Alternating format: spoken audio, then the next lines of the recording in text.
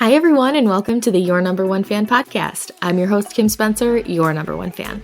Episode topics will vary with the ultimate goal of providing the inspiration, encouragement, and tools for you to create your most authentic, happy life. I want this to be your weekly comfort podcast that also gives you a little kick in the butt to live your life to the fullest and not care what anybody says. Thank you for being here. Now let's get into the good stuff.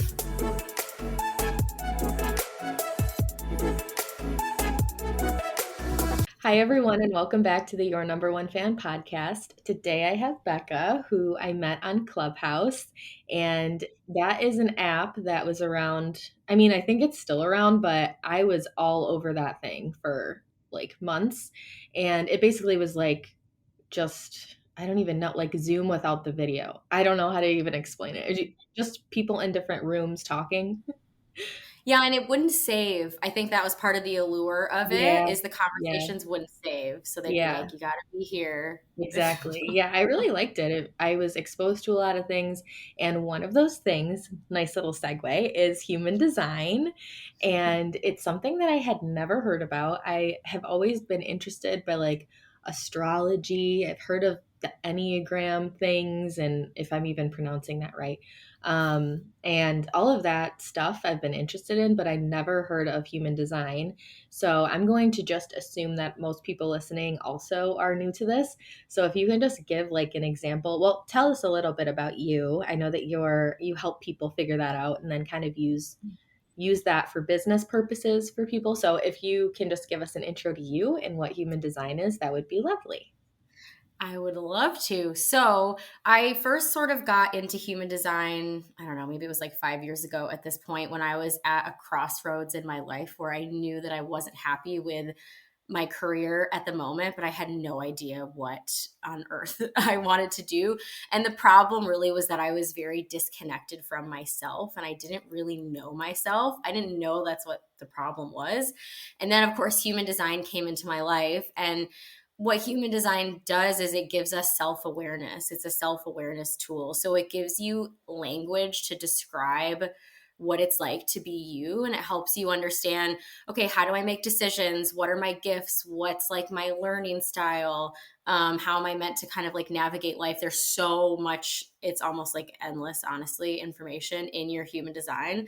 And so I learned I was a reflector, which is like the rarest of all types. We're like 1% of the population. And I was like, oh, that's why I have felt so weird my whole life. And I went down the rabbit hole, as like we all do. And long story short, but it was the catalyst that caused me to leave my career and start a business. And in the beginning, my business was just being like a straight up human design reader. I've always been obsessed with like psychology and people. I used to want to be a therapist, and then I was like, I just can't hack it because I'm too sensitive. And so I started doing human design readings, and that sort of has morphed into, now I'm a business mentor, and we use human design. I have a business partner who I call my business wife, who's also a reflector. She's also a 3-5 reflector, which is pretty wild. And we run a program together where we use human design as one of the kind of main tools to help people basically build a business that's based in their authentic self and their natural gifts that they were born with.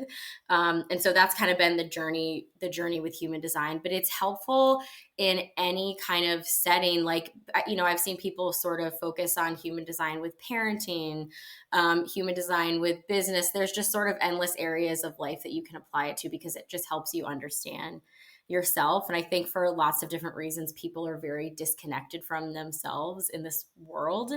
And they're like hungry for the knowledge, but it's sort of overwhelming to start. And so, how human design works, some people liken it to astrology, because it's sort of a mishmash of several different systems that are sort of woven together. And astrology is one of the systems that it pulls from.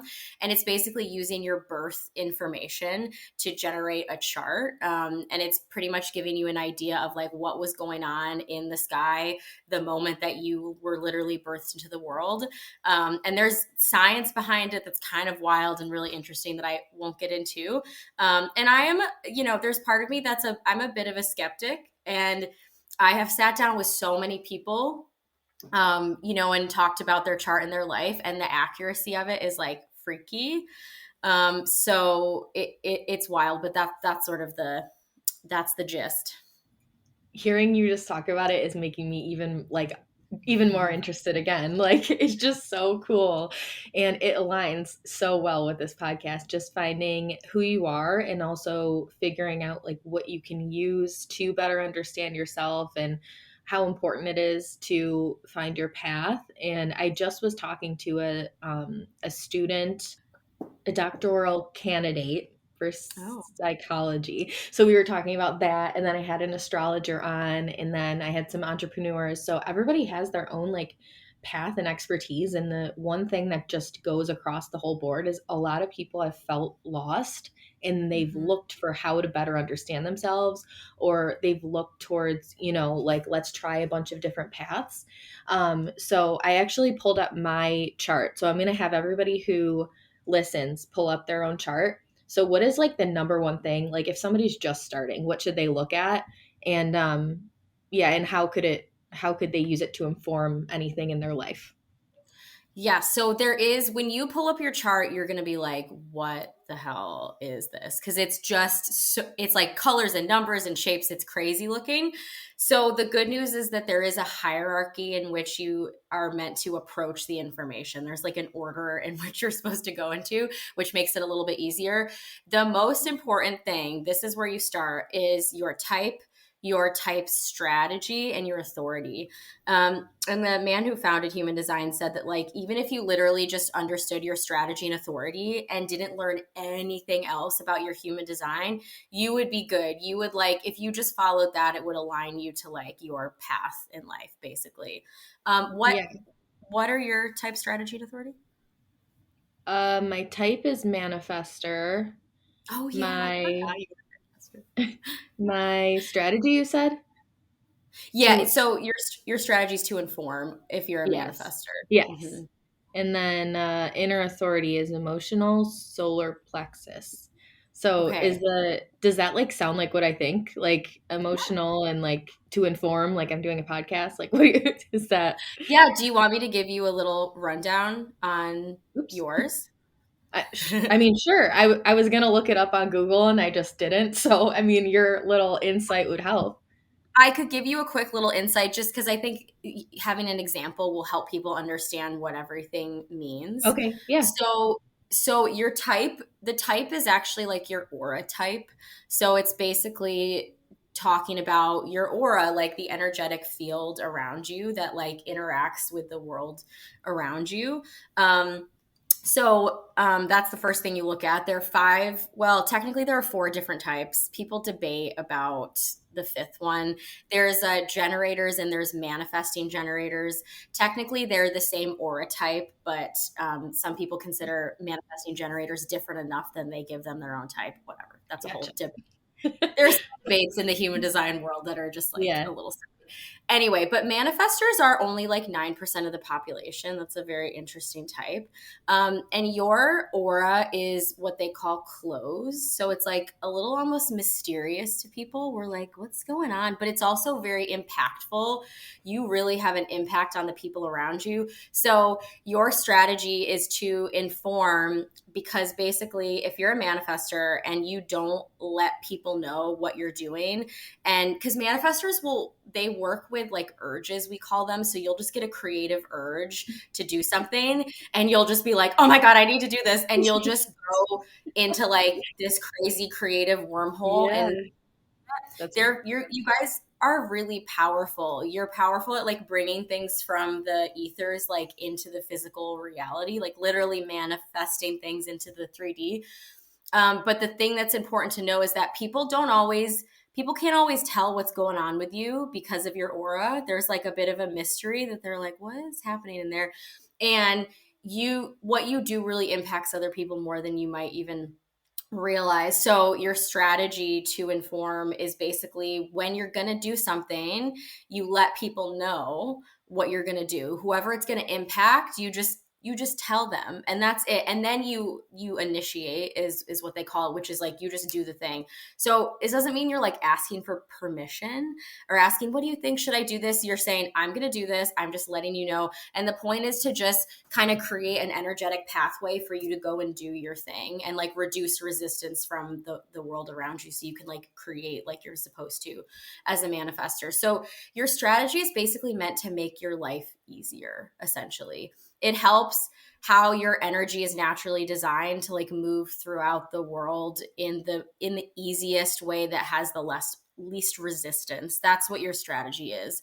So that's that. There's a lot more to it, but that's the basic gist. Your authority is how you make decisions. So all types will have the same strategy. There's just one strategy for each type. So all manifestors have the same strategy. All generators do. Where it starts to get different is your authority. So you have emotional authority, which like 50% of the world has emotional authority. So that's a really common one. So if you're listening to this and you have your chart up, even if you're not a manifestor, you could still have emotional authority. Basically your authority, dictates your decision-making process. Some people, like if you have sacral authority or splenic authority, you're meant to make decisions in the moment. Like even if it's a big decision, you don't have to think about it. You just do it right there in the moment. If you have emotional authority, you're designed to wait. And so when people have emotional authority, they basically experience what we call like emotional waves, and they're like highs and lows. And sometimes some people have really big highs and really big lows. Some people, they're more subtle. And there's not like a reason for it. You could be in a low and everything's great in your life. It's a process that your body literally goes through. And every point of your wave gives you a different perspective on a decision. And so they say like there's no truth in the now. That's like the mantra for emotional authority, because if you just take a snapshot of how you feel about a decision from one point in your wave, that's just, it could be like you're feeling really good and you're like, hell yeah, I can take over the world. Or you're feeling really low and you're very like in a more negative space. You have to collect the different perspectives from your different waves, and then you can kind of get like a more complete idea of how you feel about the decision. So basically the rule with emotional authority is sleep on things. Give yourself at least a few days if you can. There's not like an exact number of days, at least to my knowledge, but don't rush yourself to make decisions basically. And the other thing with emotional authority is like you guys will never feel, you'll always feel 10% that's like, maybe, I don't know, because you just see so many different sides to Yeah. things. Yeah. But if you're like 85% there and you've Mhm. gone through some highs and lows and you're in a more neutral place and you feel emotionally like, okay, this is the right move. If you're like 85%, you're good. Yeah, that definitely resonates with me. I am I mean, even with this podcast and stuff, I just feel like I'm wondering, is there one path, I guess, because right now I'm like, okay, yeah, I do take on those, like I do like follow those urges and like have ideas all the time and try and do them all the time, but I also find that I'm changing my career and changing things all the time. Is that, does a chart kind of show that? Like for example, I feel like there's some people who are like, I want to be a teacher when they're in elementary school, and then they continue and they're a teacher and they're happy. Does it, could that be like, for lack of a better word, reflected in their chart? Or Yes, in some different places. So can you tell me what your profile is? uh It's two where, numbers. So it'll be like 3, 5 or, oh, 6'2", oh, okay. How old are you? 30. Okay. So, yes. So, and can you tell me, so there's a, in the middle of the chest of the chart, I think it's a maybe a diamond shape. It'll either be white or yellow usually. Yellow. Um okay. So there's your, it's the one right under your throat, right? Can I send it to you over in the Oh, yeah. message, or maybe not? I think that one would only show up as yellow if it was defined. So there's two areas that I'm curious about, and so one is your profile, and the other is your identity center. So some people that have, it sounds like you have a defined identity center. Some people that have an undefined identity center, so it would be white. There are people that literally will wear 10 million different hats and identities throughout their life, and that's like normal for them. I have an undefined identity center, and I have been like, I worked in radio, and I worked at a health food store, and then I worked in an animal shelter, and now I'm here. Like, it's just so random all over the Yeah. place. The other thing that I was curious about is if you had a line 3 or a line 6 in your profile, and you do.